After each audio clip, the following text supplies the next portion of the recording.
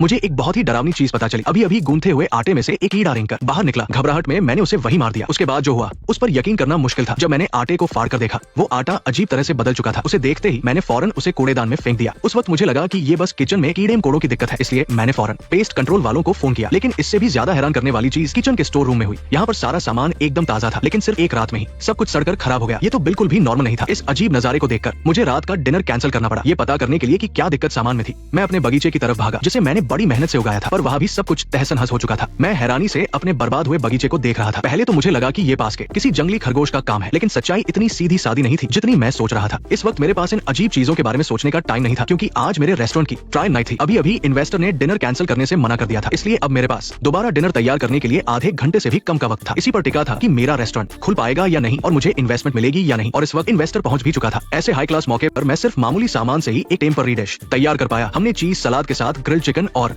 Roasted तिल की चटनी तैयार की थी। इन्वेस्टर को मजे से खाते हुए देखकर आखिरकार मेरी जान में जान आई। लेकिन मुझे बिल्कुल अंदाजा नहीं था कि जब मैं आखिरी डिश सर्व करके उसके बारे में बता रहा था, तभी एक हादसा हो गया। अभी अभी सर्व किए गए ब्लैक गोल्ड एग राइस में से एक कीड़ा रेंगकर बाहर निकला और वो डरावने तरीके से टेबल पर रेंग रहा था। और तभी इन्वेस्टर बड़े मजे से खा रहा था। मैंने एक और चौंकाने वाली चीज देखी। इन्वेस्टर की प्लेट कीड़ों से भरी हुई थी, पर इन्वेस्टर को जैसे कुछ दिखाई नहीं दे रहा था और वो चावल उठाकर अपने मुंह में डाले जा रहा था। इस शर्मनाक हालत को देखकर मैं सिर्फ शांत रहने का नाटक कर सका और मैंने यूं ही एक बहाना बना दिया। इस तरह वो अजीब डिनर खत्म हुआ। मेरे पार्टनर जॉन ने मुझसे पूछा कि मैं अजीब बर्ताव क्यों कर रहा था। मैंने फौरन उसे समझाया कि हमने जो ये रेस्टोरेंट किराए पर लिया है, इसमें हर जगह कुछ न कुछ अजीब है। पर जॉन मेरी बात सुनने को तैयार नहीं था। उसे लगा कि ये सब मेरी गलती की वजह से हुआ है। अपने सामने बिखरे हुए किचन को देखकर मैंने सारा इल्जाम दिन वाले उस जंगली खरगोश पर डाल दिया। मुझे लगा कि उसी ने मेरा बगीचा बर्बाद किया था, जिसकी वजह से मुझे इतना खराब खाना बनाना पड़ा। ये सोच कर मुझे और गुस्सा आया और मैं चाकू उठाकर बगीचे की तरफ चल दिया ताकि उस खरगोश का काम तमाम कर सकूं। पर मुझे नहीं पता था कि इसी वजह से मुझे इस रेस्टोरेंट की और भी अजीब बातों का पता चलेगा। मैं खरगोश का पीछा करते करते जंगल के अंदर तक पहुंच गया और वहाँ मैंने एक पुराना सा बगीचा देखा। वो जगह न सिर्फ डरावनी थी, बल्कि वहाँ तरह तरह के अनगिनत अजीब फूल और पौधे भी थे। यहाँ के सारे पौधे मैंने पहले कभी नहीं देखे थे। उनमें से एक छोटे से लाल रंग के फल ने मेरा ध्यान खींचा। मैंने जैसे ही उसे तोड़ा, मुझे यकीन नहीं हुआ। अगले ही पल उस फल में से अनगिनत कीड़े निकलने लगे। मैं बुरी तरह डर गया और पीछे हटने लगा। तभी मेरा पैर फिसला और मैं जमीन पर गिरकर बेहोश हो गया। जब मेरी आंख खुली तो मैंने खुद को पूरे कीचड़ में सना हुआ बिस्तर पर लेटे हुए पाया। पहले तो मुझे लगा कि मैं कोई सपना देख रहा हूँ, पर जल्द ही मुझे अपनी जेब में रात वाला वो लाल फल मिल गया। इसका मतलब मैं सच में उस खुफिया बगीचे में गया था। मैंने ये बात अपने पार्टनर जॉन को बताई, लेकिन उसे लगा कि मैंने जंगल के मशरूम खा लिए हैं और मुझे वहम हो रहा है। वो मेरे साथ अपनी पार्टनरशिप भी खत्म करना चाहता था और चाहता था कि रेस्टोरेंट खोलने का सारा खर्च मैं अकेले उठाऊं। ये सुनकर मैं घबरा गया। इसलिए मैंने जॉन से बहुत मिन्नतें की और एक और मौका मांगा। मैंने वादा किया कि मैं एक ऐसी डिश बनाऊंगा जो आज तक किसी ने नहीं बनाई होगी। उसने मुझे 2 हफ्ते का वक्त दिया और कहा कि ये मेरा आखिरी मौका है। मैं जानता था कि ये मेरा आखिरी मौका है, इसलिए मैंने एक पल भी बर्बाद किए बिना डिश की प्लानिंग शुरू कर दी। लेकिन इतने ज्यादा प्रेशर में मैं कोई भी अच्छी डिश नहीं बना पा रहा था। जब मैं हिम्मत हारने ही वाला था, तभी मेरी नजर टेबल पर रखे उस लाल फल पर पड़ी। जैसे कोई अनदेखी ताकत मुझे उसे चखने के लिए उकसा रही थी। मैं हैरान रह गया। वो फल इतना स्वादिष्ट था कि उसे खाते हुए मुझे अपने आसपास की कोई खबर ही नहीं रही। मुझे फौरन एहसास हुआ कि जिस बगीचे से वो फल आया था वो भी कोई मामूली जगह नहीं है। इसलिए मैं फौरन उस अजीब बगीचे में गया और वहाँ के हर एक पौधे को पागलों की तरह तोड़ने लगा। फिर मैंने इकट्ठा किए हुए सभी पौधों को एक एक करके चखना शुरू कर दिया। जैसे पुराने जमाने में ऋषि मुनि जड़ी बूटियां चखते थे, वैसे ही मैं एक शेफ ये सब्जियां चख रहा था। मेरा अंदाजा सही था। यहाँ के हर पौधे का स्वाद वाकई में बहुत अनोखा था। अनगिनत बार कोशिश करने के बाद मैंने लगभग जड़ी बूटियों पर एक पूरी किताब ही लिख डाली थी। सभी पौधों की खासियत जानने के बाद आखिरकार मैंने एक अपना खुद का अनोखा मेन्यू तैयार कर लिया और मेरे सामने मौजूद ये अजीब दिखने वाले पौधे न सिर्फ मिट्टी की खुशबू दे रहे थे, बल्कि उनमें खमीर उठने जैसी एक तीखी महक भी थी। मैंने इन्हें टुकड़ों में काटा और फिर अच्छी तरह से पीस कर पाउडर बना लिया। फिर अपनी खास कुकिंग तकनीक का इस्तेमाल करके मैंने अपनी नई डिश बनानी शुरू कर दी। यहाँ तक कि टेबल पर रेंगते हुए कीड़ों को देखकर मैंने उत्सुकता से उन पर भी रिसर्च की और उन्हें तेज आंच पर भूनकर पूरी तरह सुखा दिया। फिर उन्हें ग्राइंडर में डालकर पाउडर बना लिया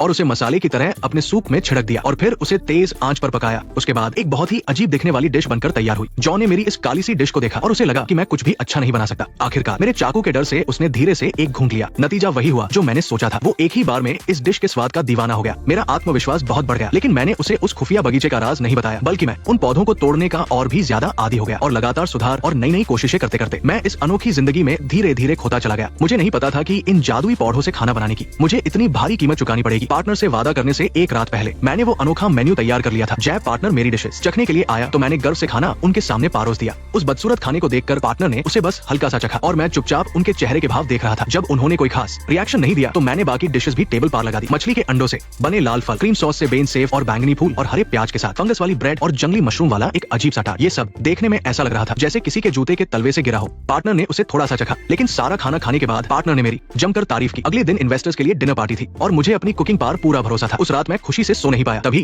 किचन से कुछ आवाज आई। जब मैं वहाँ गया तो डांग रह गया। किचन पूरी तरह बर्बाद हो चुका था। सारा खाना खराब कर कर दिया गया था और गुनाहगार किचन के कोने में बैठा था। जब मैं पास गया तो देखकर डर गया। एक दरवाना आदमी पागलों की तरह अपना ही हाथ चाबा रहा था। पार्टनर ने फौरन आकर उस आदमी को रोका। मुझे हैरानी तब हुई जब असिस्टेंट शेफ ने बताया कि वो उस आदमी को जानता है। असल में वो इस रेस्टोरेंट का पुराना मालिक था। अजीब बात ये थी कि एक भला चंगा इंसान यहाँ काम करने के 2 साल बाद ही पागल हो गया था। सबको शक था कि ये इस मैनहूज रेस्टोरेंट की वजह से हुआ है। उसकी डायरी से पता चला कि उसने उन रहस्यमयी पौधों का इस्तेमाल किया था, जिसके बाद वो पागल हो गया। वो जितना उसे करता उतना पागल होता गया। अब मुझे खतरे का एहसास हुआ। मैं अगला पागल नहीं बनना चाहता था, इसलिए मैंने बगीचे में जाकर उन अजीब और लुभावने पौधों को नष्ट कर दिया। मैंने सारी जमा की गई सब्जियां फेंक दी और तुरंत मेन्यू बदल दिया। मैंने फैसला किया कि मैं आम इंग्रेडिएंट से ही खाना बनाऊंगा। हालांकि किसी को मेरी बात समझ नहीं आई, लेकिन शाम होते ही सारे इन्वेस्टर्स रेस्टोरेंट में आने लगे। मैंने नॉर्मल सब्जियों से खाना बनाना शुरू कर दिया। जब पार्टनर को पता चला कि मैंने मेन्यू बदल दिया है तो उसने रोकना चाहा, पर मेरे पास समझाने का वक्त नहीं था। लेकिन जैसे ही मैंने उन जादुई पौधों का इस्तेमाल बंद किया, अजीब घटनाएं शुरू हो गई। जब मैंने पानी पीने के लिए ग्लास उठाया तो उसमें काइट रेंग रहे थे। इसके अलावा मैंने देखा कि किचन का सारा सामान कुछ हाई मिनट में सड़ने लगा है। यहाँ तक कि वेटर भी